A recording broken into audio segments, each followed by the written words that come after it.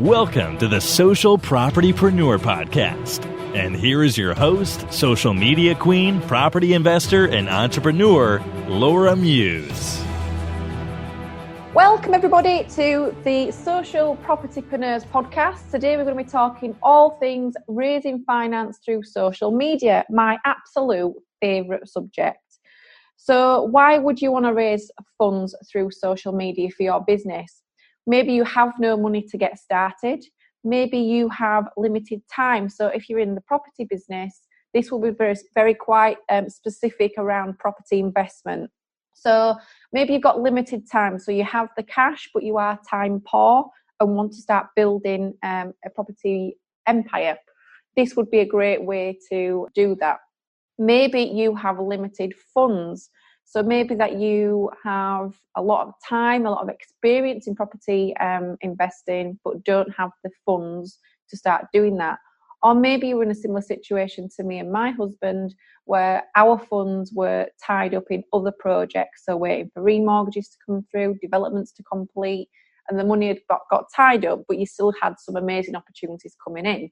So limited funds is one of the key things why people do get involved in raising finance through social media. Obviously, you can do this through a few different sources, but I specialise in social media. It's where I've generated over £4 million worth of investment since March 2019. We're currently just gone into November. So what about also if you are a deal packager or you are a property investor and you have too many deals? Maybe you can't afford to buy all your deals, but you don't want to risk the relationship with your estate agent. You need to be able to continually and frequently offload the deals that your estate agent is giving you because you don't want to damage that relationship with them. So obviously finding investors through social media is a key tool for you to do that. Now, why am I so passionate about using social media? So me and my husband have invested in property now for 8 years, mainly my husband. When I started in this full time, which was 12 months ago, after we'd sold our other previous businesses, I spent a lot of time going to networking events. Now, I'm not writing off networking events at all, so please don't take it in that context. But I have a young family, so I've got a little girl, she's 3 years old. The reason that me and my husband wanted to get into property investment full time is to obviously have an influx of money each month so we can leverage our time and have the choice to do what we want to do and when we want to do it. But in the early days, it's a lot of hard work. It's a lot of networking. As Rob Moore says, your net worth is your network. And that is really true. But what I found with networking is you spend a lot of time and money going to various networking events each month. 1 month alone, I think I were up at 19 networking events, which is just ridiculous. They're breakfast meets, lunchtime meets, evening meets. And for me, I wanted something that was a one-to-many strategy. And I didn't feel like personally going to networking events was doing that for me. You'd be lucky if you were really good, you'd get through about 5 people if you got some really good information from them. But realistically, you were talking to three-ish people. So I wanted to use social media to fast track where I was going, and it kind of really proved its worth in weight in gold. So what do I mean by a one-to-many?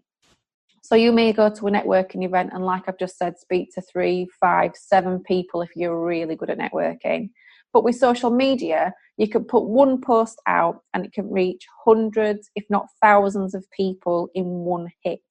Now, if you consistently did that over a week or over a month, you're reaching thousands of people. Now, the great thing with that is obviously you can do video, which people relate to. Obviously, it's the know, like, and trust. With networking, there's normally 1 meet a month. You go every month.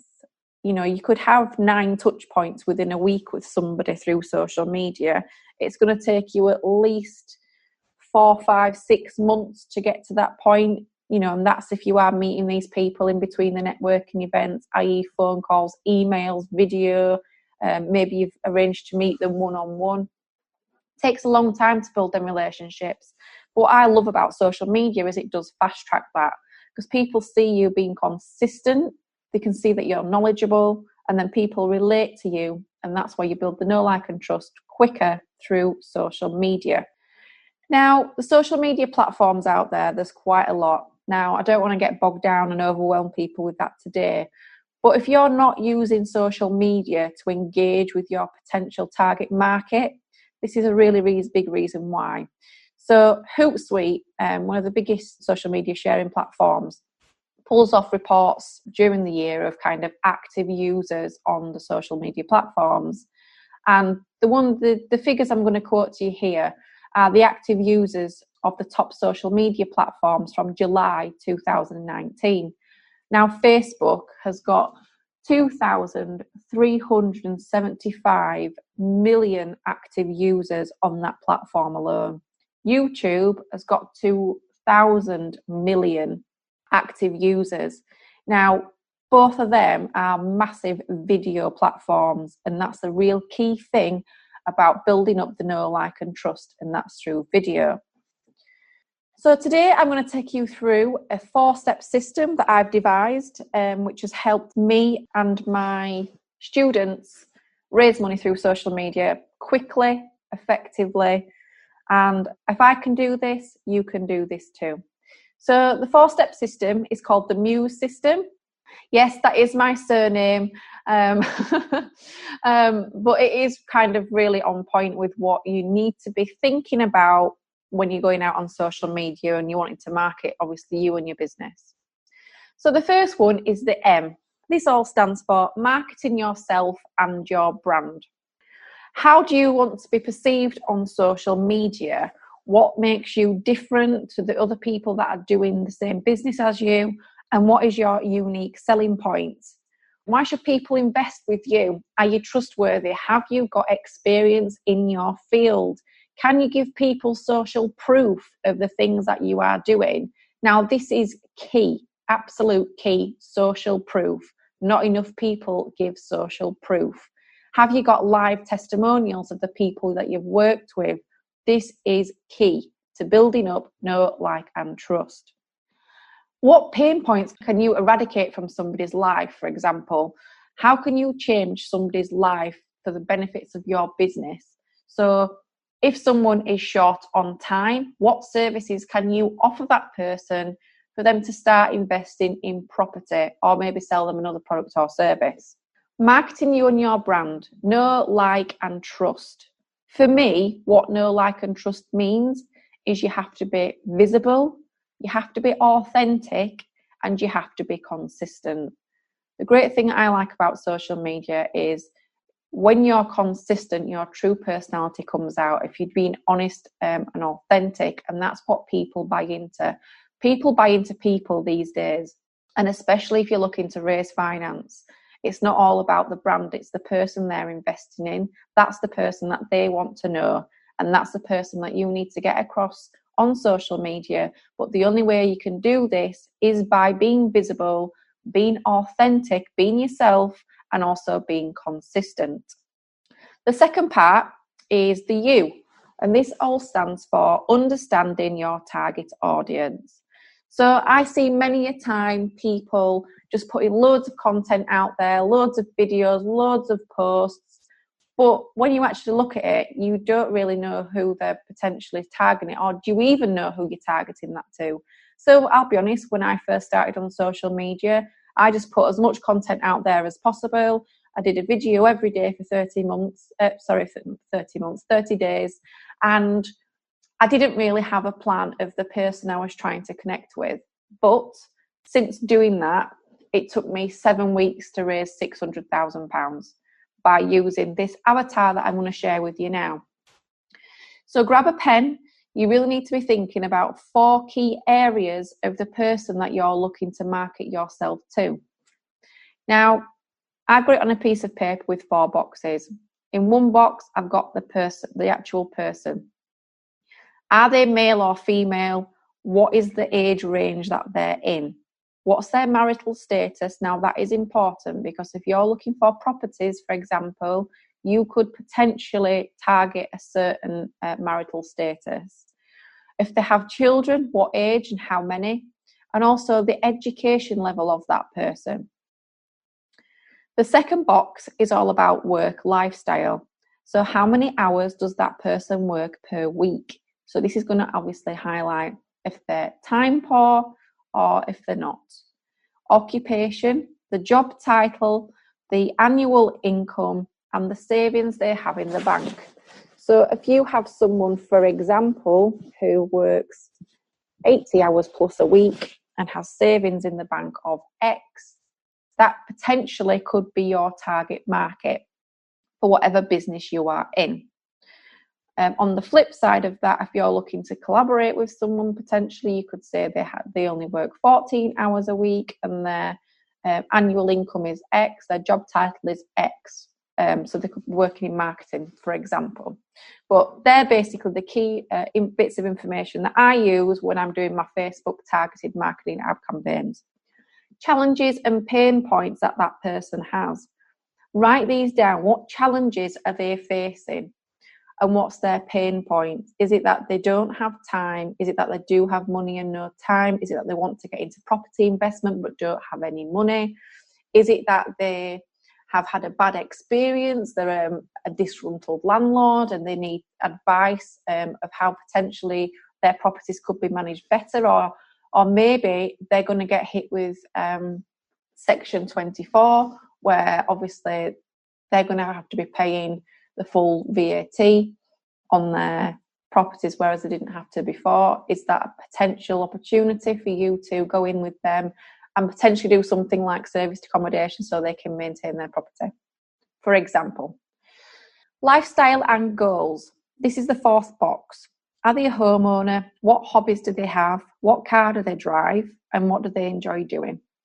So just to recap, we're on understanding your target audience, and there's 4 boxes you need to be looking at. The person, it's the self, so male, female, for example, work and lifestyle, challenges and pain points of that person, and the lifestyle and goals of that person. So that moves us swiftly on to S, which is the third step in our 4-step system. The S is all about the different social media platforms. Now, if you're just starting out on social media, don't get overwhelmed and feel like you need to be on every single one of them. A lot of people do this and it works for them. If you feel slightly nervous and apprehensive about going on social media, focus on one and then gradually build that up as you build up your confidence. Now, I love Facebook. It works really well for me in my business. I've started using LinkedIn a lot more. I recently started generating a lot more inquiries through there. But my go-to social media platform is Facebook. So for my business, I have a Facebook page.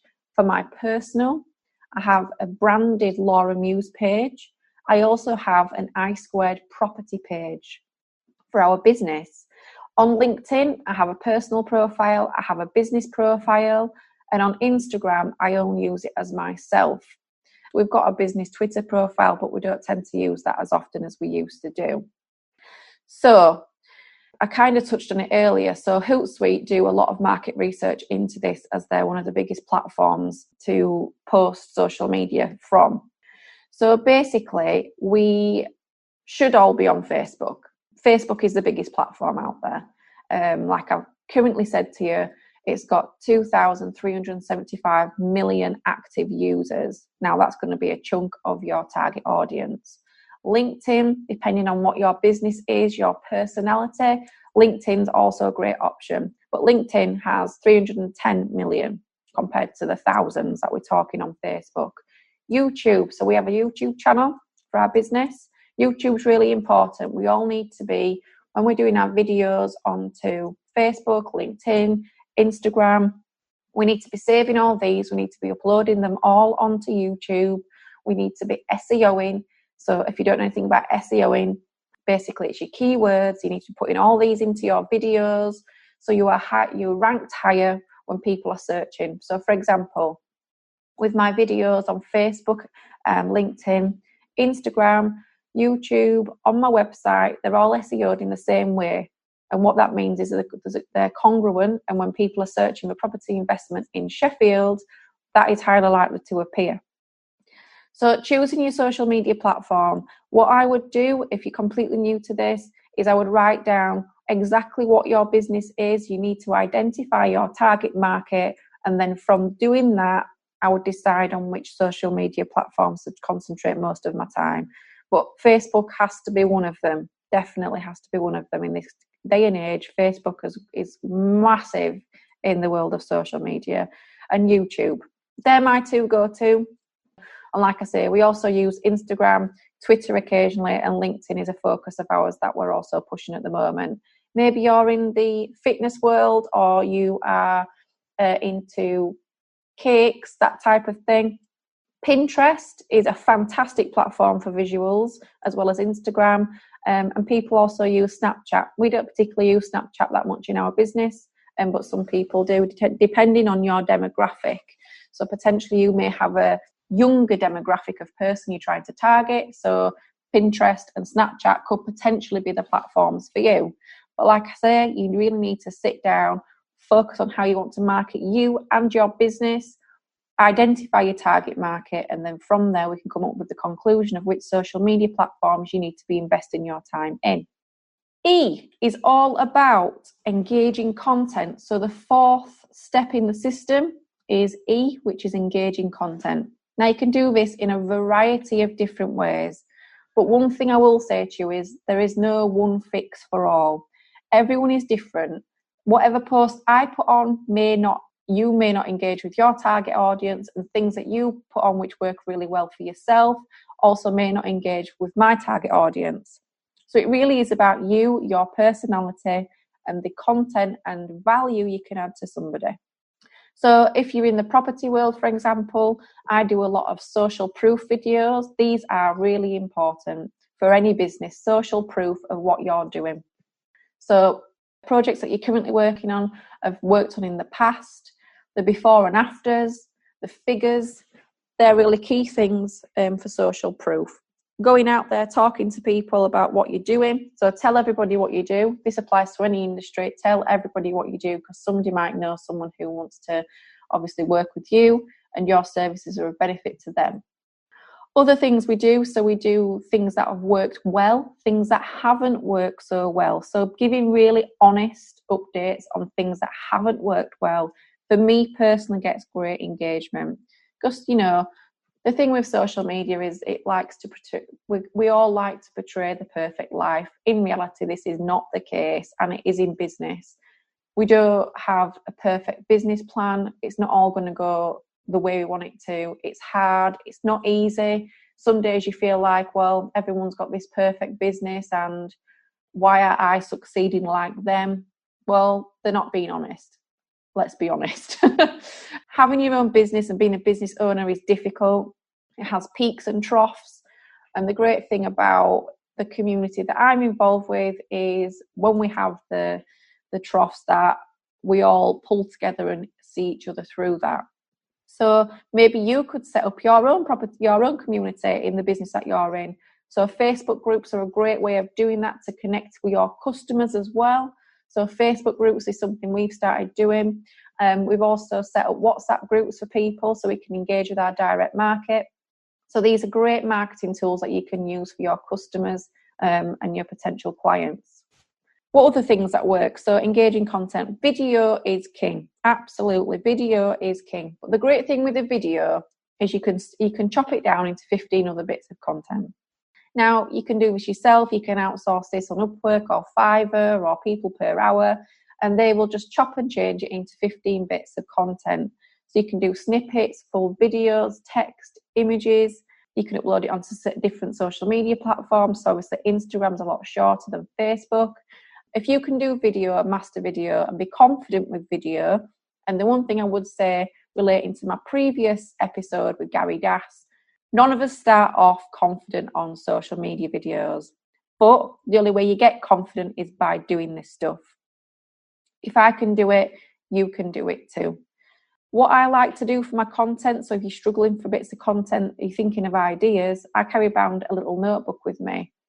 Any question someone asks me, I write down. That's a bit of content. That's a bit of content I can give back to my community of people. Anything I'm doing, anything that hasn't worked well, anything I'm thinking of doing but are unsure, I will try and engage with people, asking for their feedback. and also the results I've had. So how far have I come in a certain length of time?